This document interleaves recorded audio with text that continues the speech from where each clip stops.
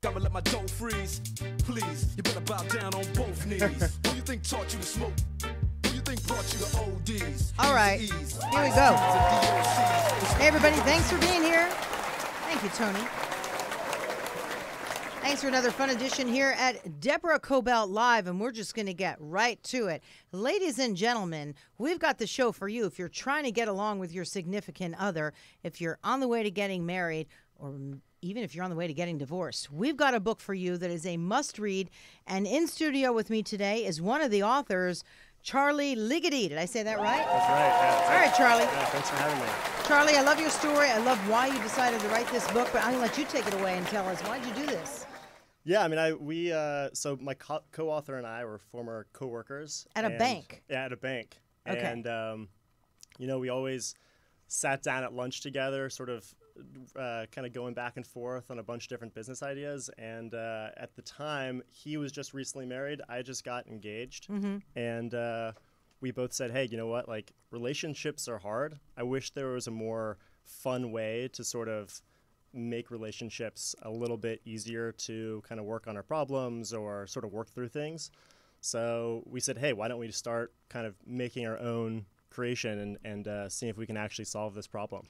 I love this because you guys are 30-something, and I'm guessing at the time you were in your late 20s, right? Yep. So you're sitting there in your lunch hour at the bank, and instead of talking about, football and the latest baseball scores, or maybe you did that too, you're talking about your relationships.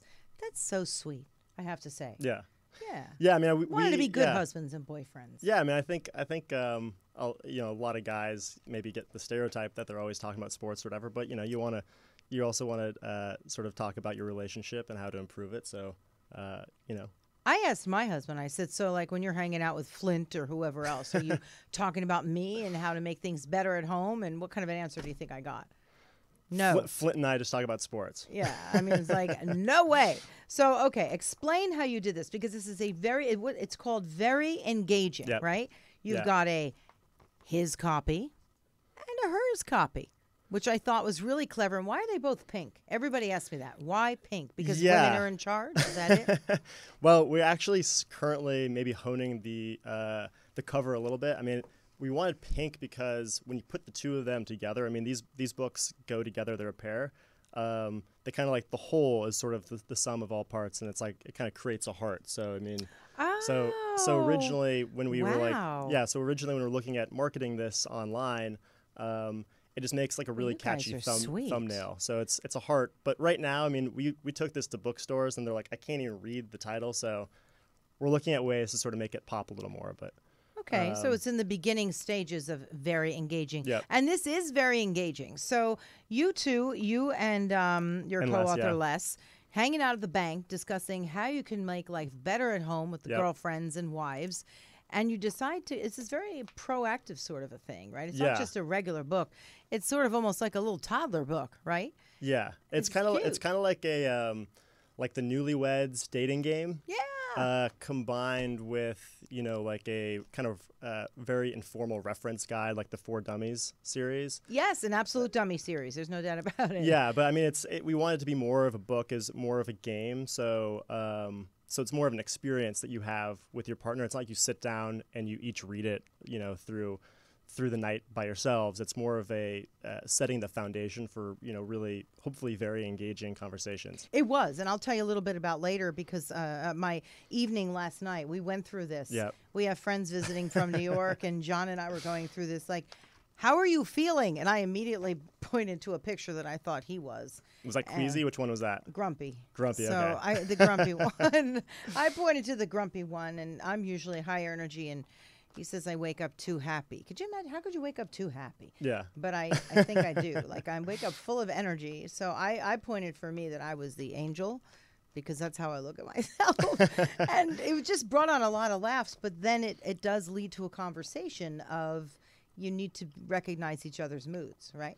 Yeah, I mean, we wanted to kind of, the whole sort of like pun in this all is to be on the same page with your partner. And so, like, you have two books, and like, we wanted to start the activity by sort of, both understanding and sort of reflecting on where you were coming into this activity book.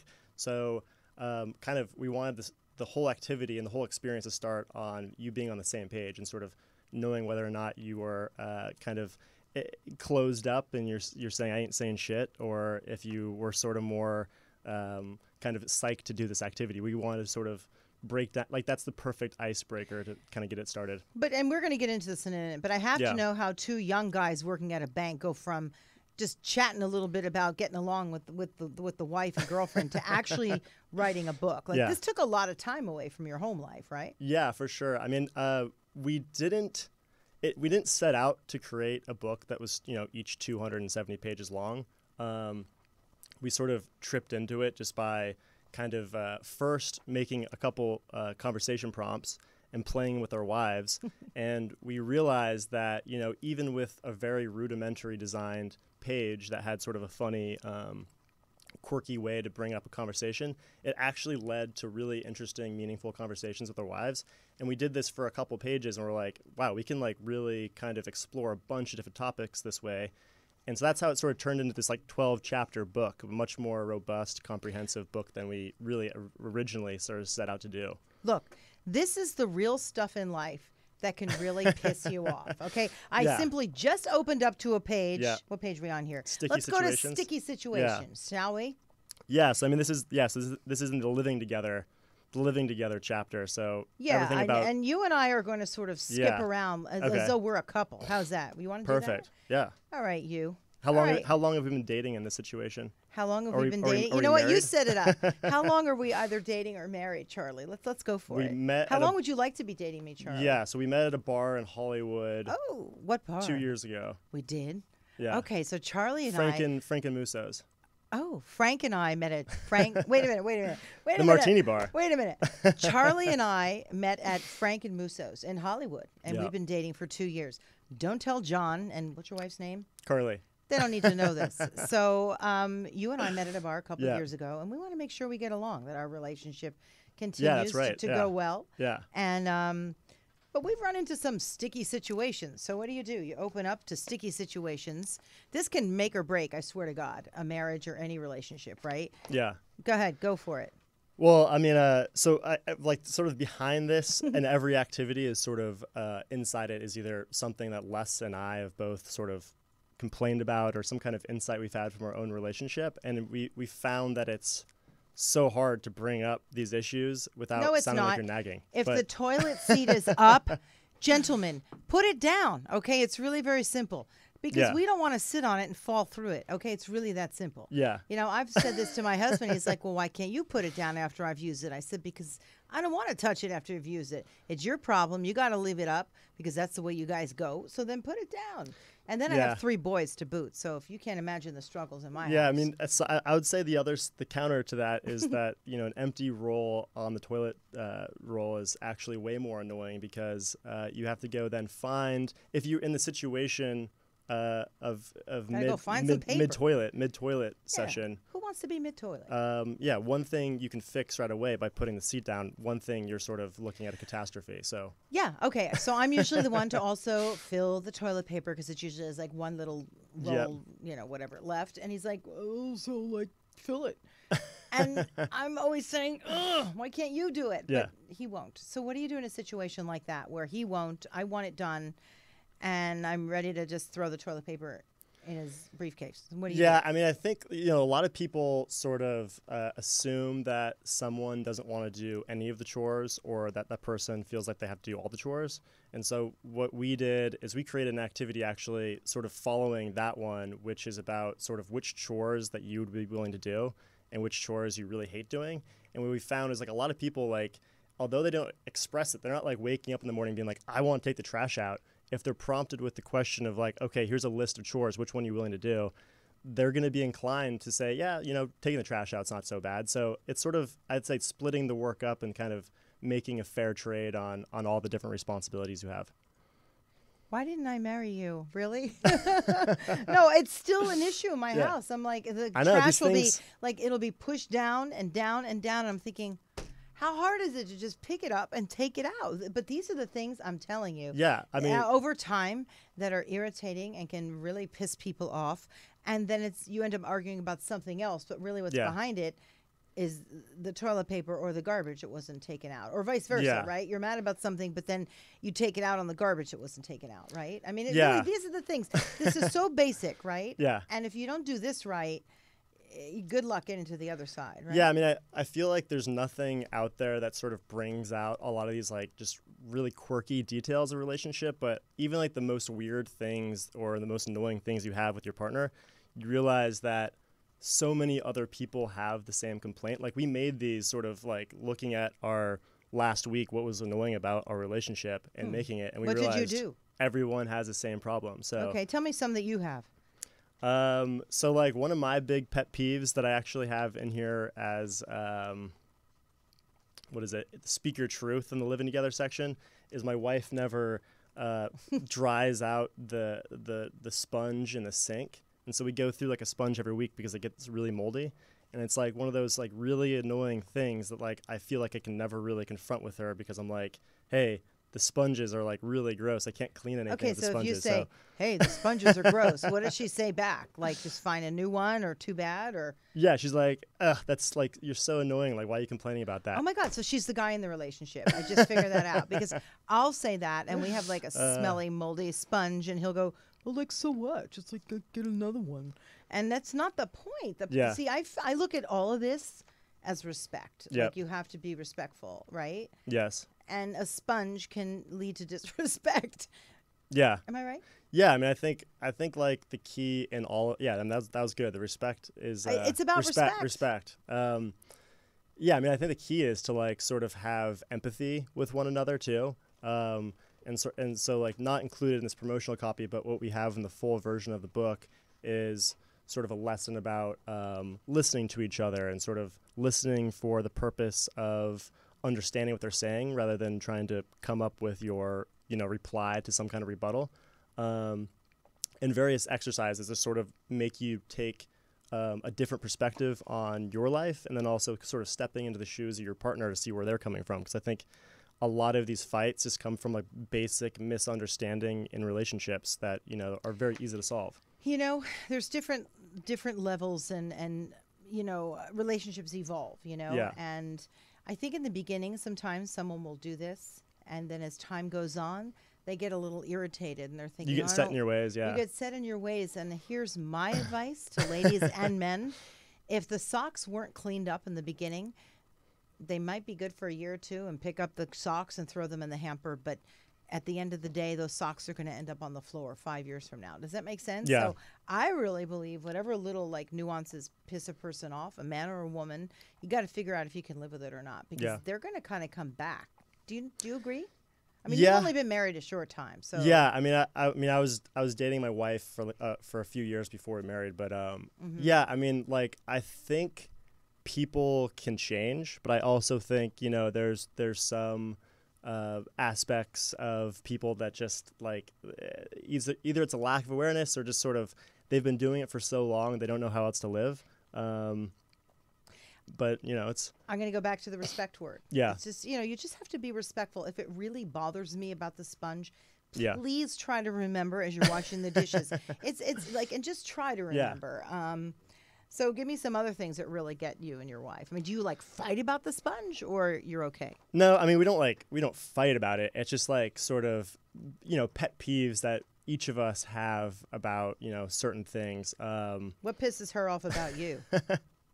I mean, I would say I kind of tend to use a lot of paper towels when I clean messes up rather than using a rag that I can sort of I like paper towels. reuse. See, you and I are similar. Yeah. I'm telling you. You know why? I Because don't it's think like about the more- environment when I'm using the paper Well, towels. no, I do because I actually think it's cleaner. Yeah. I'm also thinking of what's cleaner. It's more hypoallergenic to use a paper towel and clean it and roll it up and toss it out. And you're thinking of the environment, especially if your paper towel, I don't know, is biodegradable. Yeah. So there you go. I mean, she's using the sponge to clean everything up on the counter too, so it's sort of mixing a lot of different Ew, areas that's kind of together. gross. You tell your Yeah. wife that there are so many like Yeah. bacteria problems in that sponge that you're better off with the paper towels. So Yeah, every time I Yeah. come back from Costco with a big roll of paper towels, I always like It freaks her out. She always just like scorns at me, being like, "You're intending to use all 1,600 of those Yeah, sheets?" and tell her they're probably environmentally friendly and they Yeah. decompose, and it's better than that disgusting sponge that was made That's in right. some, Yeah. factory that holds a lot Yeah. of bacteria. Yeah, So, yeah. okay, what else is getting you guys down? I think a big issue Money? is I was about to say Buying happiness. I like this one. Yeah, I was about to say like money is one of those things that again is such a taboo topic, and we want to turn it into sort of like an entertaining activity that you want to have with your partner, and then maybe talk about with your friends at a dinner party afterward of like, how do you value money? Like, Are you a these money guy? Like, do you spend a lot, or does she? I would say that we were both pretty frugal. Like I would say we're both Yeah, pretty me too. pretty good savers. She does like to say that she's saving so much money when she goes out shopping because she saved $100 on a $200 jacket or something, which is sort of not saving. It's just a different form of spending. Oh, so but the girl wanted her $200 jacket, and no, I'm with her on this one. Now. yeah. She, Look how much money I'm saving for that. Yeah, us. she wanted that jacket. I don't even go buy the jacket. I mean, I Yeah. don't think I've gone shopping in 5 years. I'm like the guy in that relationship because I don't like it. Yeah. And someone once said to me, "Oh, you have 3 boys. You're the princess in the house. You must be dripping in diamonds." I'm like, quite the opposite. I don't like to consume things. I like artwork. I like to buy artwork. And Yeah. Stuff that's, I don't know, I can keep around Yeah. and pass down, but I'm not a big spender. So it looks like you guys aren't big spenders. Yeah, I mean, well, That can what's get in what's between. interesting about like sort of in the middle of writing this book, I've also started business school last summer. Literally got married on a Saturday and then started business school the following day. So we had to sort of delay the honeymoon by a couple months until I was on Christmas break. But I mean, I was literally unemployed husband from day one of marriage. Because I quit my job, went full time into There's being a student. material. Yeah, so Sorry. so I mean, I've had like it has been sort of a really interesting. I've sort of seen the other side of the coin where one partner is not making any money and it's sort of straining on them, and then I'm kind of investing into this project, which just happens to be actually talking about improving relationships, which is actually testing our relationship. But I mean, I think it's been a really good experience having conversations about money in context of like, hey, I don't have that much money. I'm actually spending money to go to school, and like, you're now the breadwinner. Like, what does that mean for? Should put you on a little allowance or something? Yeah, I mean, it's like, what does that mean for our values? Like, like I used to be like thinking of myself as like my value is tied into how much money I make, and now it's like a little bit more like, oh, we're a team. We gotta kind of have to see how we can, increase the household medium income here together. So what gave you the idea to do this? Because you were saying before you got married, Yeah. you had to go and take like Yeah, classes, premarital counseling. premarital counseling Yeah. with your church or synagogue, right? Yeah. That they still have that. Did that sort of give you the idea for something like this? Yeah, no, I mean, it's probably started way back earlier in my childhood. I mean, Why? well, You were thinking of this stuff when you were like No. 6 and 7? no, but I think like, I don't know. I think everything we do sort of leads to what you end up doing. And I mean, so I grew up with like a brother and obviously my mom and dad. So it was a very male dominated household. And, my brother was like a kind of athlete and sort of, very kind of like Aggressive. a type A personality. Got one of And, those. Yeah, so our family didn't grow up like talking about our feelings or anything like that. We talked about, sports, some like very, very like Oh, kind you of. were the feelings guy. I mean, I think I was maybe a little more certainly more than my brother and my dad, but it wasn't until I started dating and then, getting married to my wife that I was kind of confronted with all these like talking about feelings, and it's like very uncomfortable for me. And so when we got married and so we were getting married and we got engaged and we had to do premarital counseling, we were sitting in these sessions. I'm like, this is the first time I've sat down in a structured setting and someone's asked me about my feelings in front of a stranger. And, I'm like I like to sort of be prepared for meetings. And like, I just found myself like sort of unprepared to know how to articulate sort of what I wanted in a family and how I wanted to sort of plan my life. I was like, man, there's got to be something out there that helps me like practice this. So that was sort of the first inkling of it. And then when we kind of looked at the market, we said, hey, there's actually a really big opportunity here for a book like this. It's a brilliant book. I have to tell you, first of all, you've been getting some good press and BuzzFeed. A great review from BuzzFeed, from Bridal Magazine. Yep. I mean, I just had a friend of mine get married, and I would have actually given her a pair of these. In fact, maybe I will. No, I want to keep this and bring it home because this actually started an argument at home, between the toilet seat and everything else. It's like, wait a minute. Well, yeah. But this is fun Yeah. because I'll tell you what's different about it. It's not like your regular book about, well, you got to do this if you want to get along with her, and here's how to appeal to her, and here's how. This is just. I like that fun. voice that you have for me. Here's how you do it. No, I mean your typical book. This is fun. Yeah. This is just fun, and it drives home the point. Yeah. By just being playful. Yeah, I mean, like that activity is like. Which one? This one? Yeah, is sort of so random. What's it called? Label each common tool. Well, it's true because I'm the one who knows the tools in the family, and I'm like, and "Could so, you yeah. get a wrench?" And he's like, "What?" Yeah, what does that look like the opposite side of that is, so we're sort of like playing into these stereotypes of like, oh, the guy knows everything about the tools, and the woman knows everything about the flowers, but these are like just sort of icebreakers to sort of start talking about like, when's the last time you've purchased flowers and sort of shown appreciation for her, and that one's like, when's the last time you've sort of invested in, fixing up something in your apartment or, kind of. But even something like doing this, chores. Most valuable. Yeah. What do you value most in your partner? And again, I have to point out the presentation because it's a fun, easy presentation. It's not like something you're circling, in school or an SAT thing. Yeah. This is just presented well. It's easy. And just the graphics alone make it fun. Yeah, I mean, that was clearly by design. Yeah. Well, I mean, we definitely wanted to sell this book as something that is really like an entertaining game. And that's why I think it makes for such a great engagement gift or a wedding gift, because you're not giving someone as like a self-help book. It's not like saying, oh, congratulations, you're engaged. Like, here, now fix all your problems. It's more like, hey, congratulations, you've now, committed to spending your life with this person. I want to give you a boost in sort of helping make that relationship even better. So it's sort of like a really like great gesture from one of your friends to kind of get a gift like that, where you're like, oh, you actually care about our well-being rather than just like buying us a cupcake holder or something for a wedding registry. Everything about this is brilliant, from your story and why you decided to design it to just the actual book. I mean, I endorse this 100%. I'm going to be giving these away. But I also see this as a great tool for getting it out there. I don't know, just for people who do counseling or even in schools or I don't know, whatever. This is something that would be great to even give to like elementary school kids, because I'm serious. Yeah, I mean, almost in a different version, like right. he says, she says, to just sort of break down the barriers. When That's you're true. Younger. That's not a bad idea for an extension for on your this. I for really my second think book. so, Yeah, for your second book. Although I might need kids in order to really get the best test. So have a couple kids. Test case. So there's a section here on parenting, right? Yeah, there's a section on family. Because you've got to be on the same page there. That was like a bit of an issue for us because I tend to be stricter. Yeah. And I'm like, no. And then he'll say, oh, it's all right. I'm like, no, it's not. So that really can be a wedge if you're not on the same page. But that's the one that I think, how do you know if you're on the same page if you don't even have kids yet?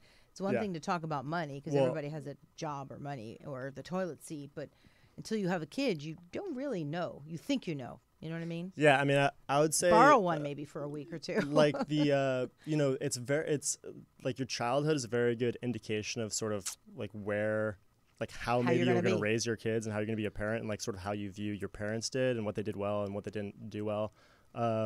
So we don't like go into a lot of science about it, but I mean, I think it is helpful to sort of go back to your childhood. And so in our family section, you sort of start out by kind of reminiscing about certain patterns you noticed like in your childhood and sort of how your parents treated you and everything. And then sort of moving forward to like, okay, like where does your family currently stand and sort of how do you intend to raise kids and how do you create a family together? But I mean, we definitely don't just jump in and be like, all right, let's talk about kids. Like we definitely warm you up for a good half an hour of conversation before that. Yeah. So what's your number one takeaway after doing this? Number one takeaway. Yeah. What have you really learned about your own relationship after writing this book? I mean, I've learned that it's actually pretty easy to Get lazy? open. Well, I've learned that it's like pretty easy to open up about like all these really awkward conversations. It's actually really easy to kind of express your thoughts and feelings as long as you have a little bit of structure and it's sort of something is breaking down sort of the kind of intimidating or threatening aspect of it. So as long as you kind of look at like improving your relationship or your life or whatever as sort of like a fun thing to do, like no one wants to go to the gym if they hate going to the gym for 30 minutes a day. It's like you have to make it fun in order for people to want to do it. And so like what I've learned is that like if talking about money can be turned into fun, like, I think there's a lot of other really cool offshoots of this whole gamification of communication thing that, like you mentioned, like, having kids play it or having, talking to your parents better. I think there's a lot of different ways to sort of apply that formula to something else. It opens up so much more. Yeah. And just your story on how you did it, two guys working in a bank, talking about their relationship. Exactly what you'd expect from two bankers, right? Yeah, and also, that's right. Yeah. But let's also say you're also putting out a version for same-sex couples. Is that correct? Yeah. So we have a couple same-sex couples that have been working with us on the content for the his and his and the hers and hers books. I love that. But I mean, for the majority of it, it's every couple faces the same sort of issues. So the majority of the book's the same. We just sort of we have personalized side commentary in these books, and so we want to make sure that we're sort of talking and making sure the voice matches with the same sex couple as well. Charly Ligety, where can we find these? When can we find these in bookstores and on Amazon? When are you putting it out there? So we just had our successful Kickstarter campaign last summer. I mean, a couple months ago, and so we're finishing up the books. They'll be ready for ordering online probably as early as January 1st. But we're actually opening up a pre-order site next week so that we can kind of gather orders so that when it's actually printed and ready to be shipped, people can get their books right away. So what do people, how do they look you up? Veryengaging.com. Veryengaging.com. Yeah, pretty straightforward. Okay. Yeah. And I love that. I can't even believe that wasn't taken. Veryengaging.com. In my side business, I actually buy up .coms. I'm really serious. Ones that aren't taken, I'm like, I'll buy it. I'm glad I didn't have to buy it off you. I'm sure you're a tough negotiator here. No one's ever come to me for anything yet, which is really weird. But yeah. I don't know, ones that I think could be of interest because I bought them for my own family a long time ago, thinking maybe somebody might want to scoop it up. I don't know. I don't know why. So then I got interested in buying it. So I'm surprised it's still available. Yeah, I mean, there's a lot of website names out there that were taken, but we got lucky with this one. And it's easy to remember. Veryengaging.com. Yep. Good luck in business school. All right, thank you so much. And we'll have you back on, huh? All right, well, thank you so much for having me. Thanks for being here. Thank you. Okay, everybody, please go get these. I love them. We had so much fun doing this last night. It was just sort of a fun evening, and then hopefully somebody gets the message on better behavior in living with your significant other. Anyway, thanks for being here, everybody, and we'll see you next week. Bye.